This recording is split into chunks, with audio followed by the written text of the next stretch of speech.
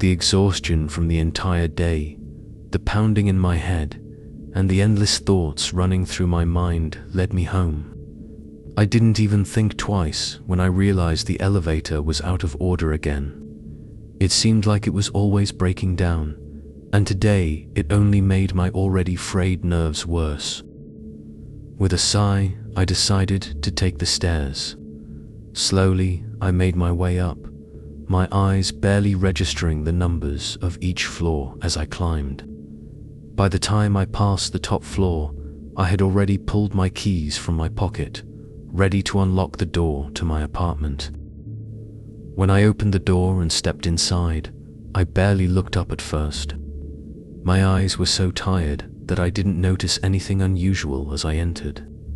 But as I lifted my head to look around the room, something felt wrong. The apartment was supposed to be my sanctuary, my safe place, but tonight it felt off. Everything was in its place, but there was something different, something that wasn't right. The rug was a little askew, and the couch seemed to have shifted positions.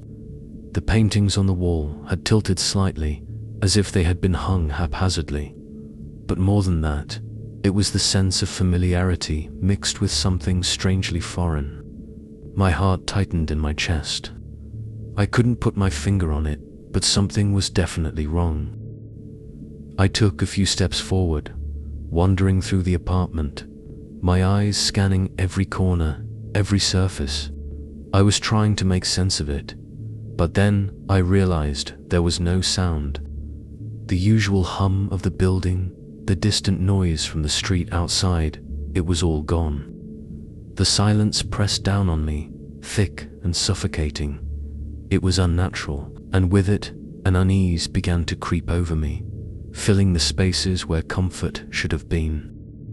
The bedroom door stood slightly ajar.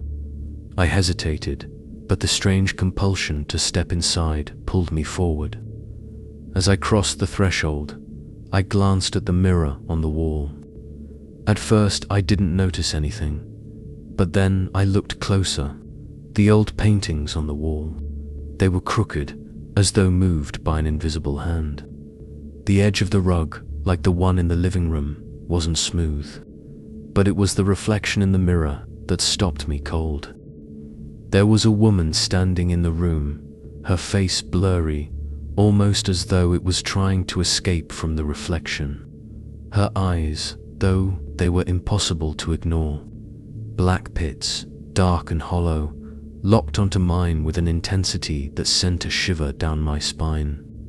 Her gaze was unrelenting, as if she knew something I didn't. I stood frozen, my heart racing in my chest, not knowing whether to move or to scream. "This is not your home," she said, her voice deep and dry, rasping like something ancient, something lost. Her words sank into me, paralyzing me where I stood. My heart thudded louder, the air growing thick around me. I glanced behind me, and the bedroom door had closed, fully shut. But it wasn't just the door that was different now. There was something behind me, something I couldn't see, but I felt it, creeping closer with each beat of my panicked heart. My feet carried me forward, but it wasn't fast enough. The woman's eyes followed me, unblinking, unwavering. I turned back into the hallway, but everything had changed. The rooms, the walls, the very air, it all felt wrong. The apartment, which I knew so well, seemed to have expanded, stretched in ways that defied logic. The stairs, there were more of them now, each step pulling me further into the unknown. The walls were warped, twisting and contorting as if the space was folding in on itself.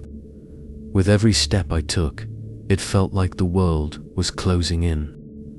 I didn't know where the woman was anymore, but her presence was there, always there, pushing me forward.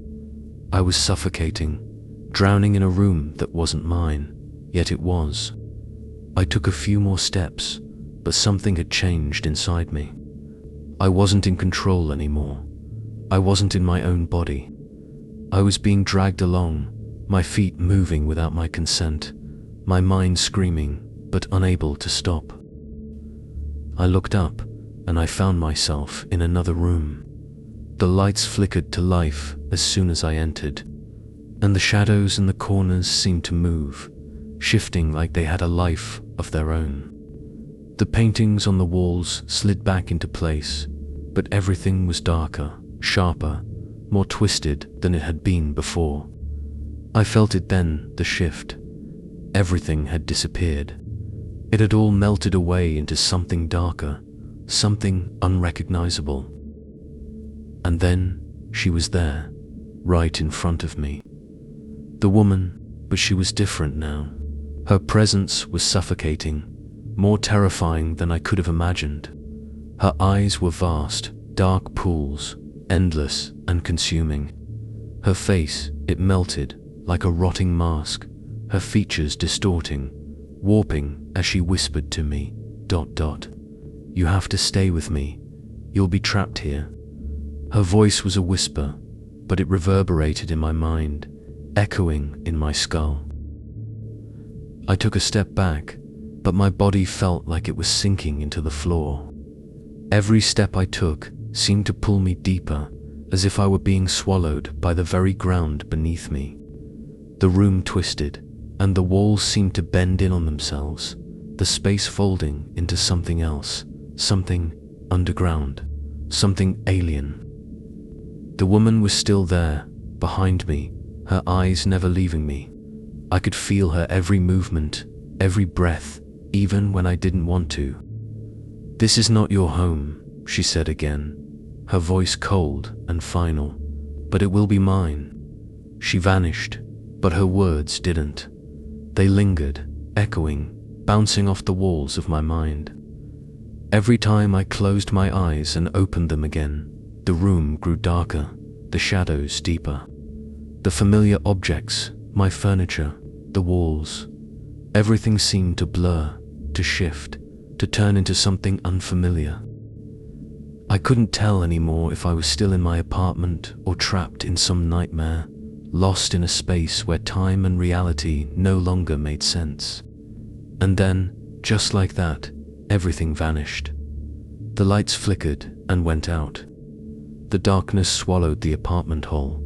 There was only one thing left.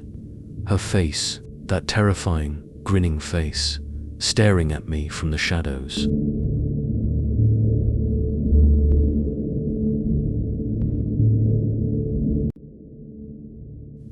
My eyes were glued to the computer screen, the dull glow illuminating my face as I sat up late finishing assignments for college. My roommate, David, had left early that morning to visit his family for the weekend. He was supposed to be back by evening, so I knew I was home alone. But lately, something had felt off. It wasn't just the silence, it was something deeper. Every corner of the house seemed to hold an uneasy energy that made the air feel thick and uncomfortable. At first I chalked it up to the loneliness. David was gone, and it was natural for everything to feel quieter.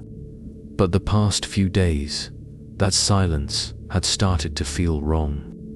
The usual little sounds, the wind tapping against the windows, the creaky old door that would moan in the wind, they all seemed different. It felt like something else was lurking in the stillness, something that didn't belong. One night, as I was working, I heard something. At first, I thought it was just the wind, but the sound was clearer than usual. I could hear soft voices murmuring in the distance. It was so distinct that I froze, not sure if I was hearing things. Slowly, a faint light appeared at the bottom of the door. I figured it must have been David's light in his room, probably left on before he left. But as I stood there, listening, I realized something. David wasn't home. He was visiting his family. What could this be? My heart began to race. I quickly turned off my computer and crept toward David's room.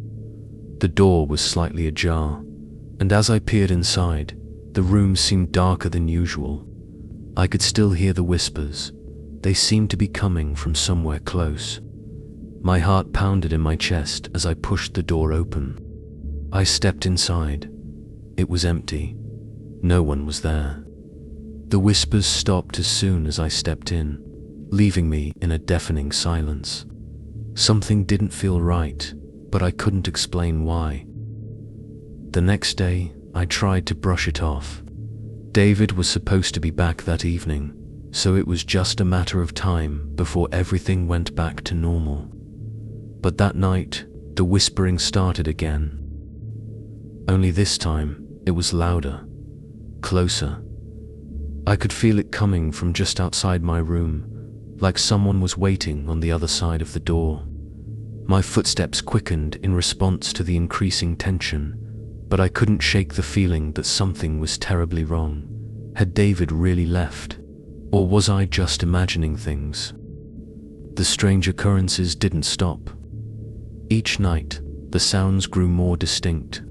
The kitchen, which had always been quiet in the evenings, started to echo with the sound of plates being moved, as if someone was preparing food. But I was certain I was alone. Every time I would go to check, the kitchen would be empty, the sounds vanishing as soon as I stepped into the room. It was like I was hearing things, or worse, someone was messing with me. Then, one morning, I woke up to find a plate had been broken in the kitchen. There were pieces scattered across the floor, and the room looked disorganized, but I hadn't seen anyone. How could this be? David was supposed to return soon, but with every passing minute, the wait felt like an eternity. I started feeling like I was living in some sort of limbo, trapped in a house that didn't feel like mine anymore. The silence was unnerving, and the feeling that I wasn't truly alone never went away. It felt like someone was watching me, following my every move. That early morning, I decided to call David. Maybe I was just being paranoid, but I needed to hear his voice to make sure everything was okay. The phone rang several times, but there was no answer. I wasn't sure why, but I felt a sudden rush of panic. His phone must have been dead, right? Trying to shake off the unease, I stuffed my phone into my pocket and walked toward the kitchen. But something caught my attention. The light under David's door was on. Why was his light on? He wasn't supposed to be back yet. I approached his room and cracked the door open. As I stepped inside, I froze. The hum from the walls was louder now, like a constant low buzz, and the whispers were back, growing stronger, echoing in my ears. I felt trapped, the air thick with a sense of something hiding in the shadows, just beyond my reach. I didn't see anyone, but I couldn't shake the feeling that there was someone in the house, someone who shouldn't be there. That night, as I sat alone in the living room, the sounds returned. There was a sharp crash from the kitchen, like a plate hitting the floor. I rushed in, expecting to find something broken. But when I reached the kitchen, everything was in its place. The dishes were stacked neatly on the counter, nothing out of place. The feeling of dread in my chest grew stronger. Was I losing my mind? The next evening, I realized that things were changing in the house. It wasn't just the sounds. Everything in every room felt off. It was as if the house itself was shifting. I went into David's room to check on something, but when I opened the door, there was nothing. No bed, no books, no familiar belongings. The walls were bare. I stepped back quickly, my heart hammering in my chest. Fear overtook me. The house was changing. I ran to the window, but even the lights outside had disappeared. The streets, once visible from the window, were now blanketed in darkness. I couldn't find any explanation. Where had David gone? Where had everything gone? The house was empty, and I was left alone, surrounded by nothingness. That night, I was the only one left, alone in the dark house, facing the fear that had been building up for days. What was happening? Where was David? What had happened to everything? I had no answers, only the eerie certainty that I was truly, terrifyingly alone.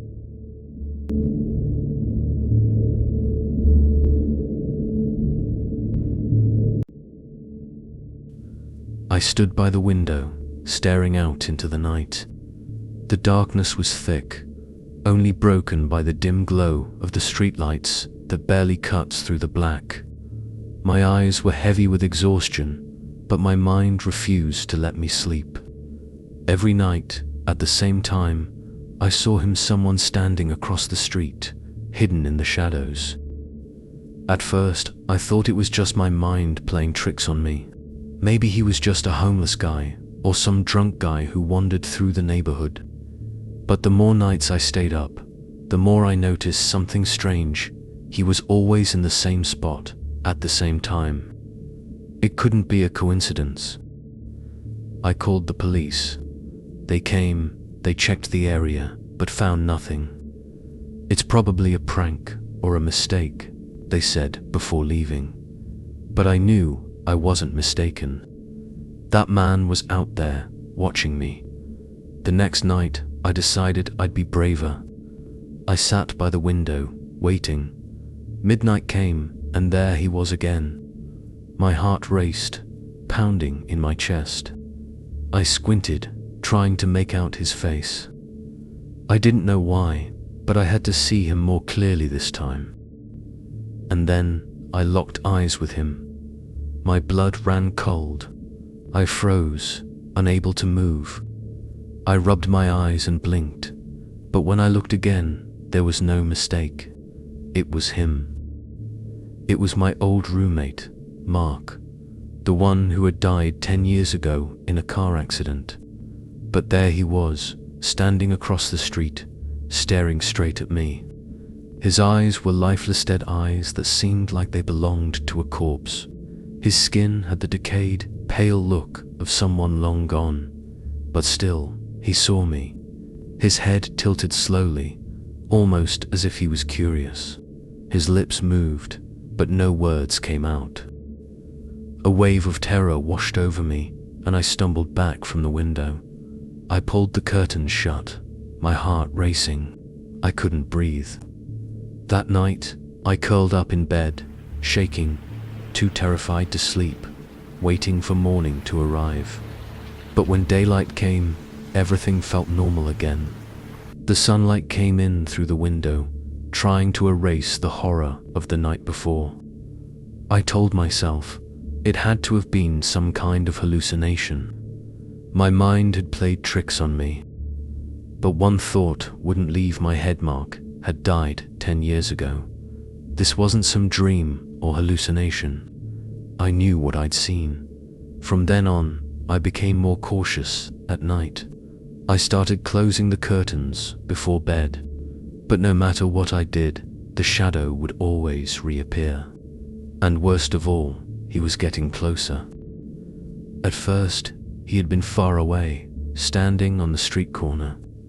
But then, one night, I noticed he was standing in front of the building across from mine, closer to my apartment, where he could see me clearly. Every night, he moved just a little closer. One night, I couldn't take it anymore. I grabbed the curtains and pulled them open again, my breath catching in my throat. He was standing right in front of my apartment building now. He had taken a step closer, as if he was inching toward me. The voice inside me whispered, "If you keep seeing him, he will eventually come inside." That was it. I couldn't wait any longer. I called the police again, my voice shaky. But when the officer arrived and looked at me, he just sighed and shook his head. "Mr. Carter," he said, his voice heavy with pity. "You've told us this before, but we have no evidence. We checked the security cameras, searched the area. There's no one there." "He's there," I shouted, but the officer just looked at me like I was crazy. He couldn't see what I saw, and in that moment, I felt more alone than I ever had before. I wasn't insane. I knew I wasn't. That night, I decided I wasn't going to sleep. I grabbed a knife, sat on the edge of my bed, and waited. Hours passed, but nothing happened. And then, tap, tap, tap. My pulse skyrocketed. I held my breath, trying to figure out where the sound was coming from. At first, I thought it was the window, but no. The tapping, it was coming from the door. I could barely breathe as my trembling hands gripped the knife, waiting for whatever would come next. I didn't know if it was Mark out there, but something inside me screamed that I shouldn't open the door. The tapping continued. A shadow shifted under the door, inching its way across the floor. Then I heard it. A whisper, "Do you remember me?" Mark's voice, soft, distant, but unmistakable. My blood turned to ice. I couldn't speak. I wanted to run, but my legs wouldn't move. The doorknob twitched, as if something or someone was trying to get in. But then, just as suddenly as it had started, the tapping stopped. Silence. I stepped closer to the door, my legs barely holding me up. I peered through the peephole, hoping it was just my mind playing tricks on me, but there was no one out there. The next morning, I opened the door, and that's when I found it. A note resting on the ground. My hands shook as I picked it up, and my stomach churned as I read the words written in a hurried, jagged scrawl. "I know you saw me." A dried brown stain marked the corner of the note. I wasn't sure, but I thought it might have been blood. After that day, I never saw Mark again, but the feeling of being watched never went away, because I could never be sure that he was really gone. Somewhere, out there, I knew he was still watching me and waiting.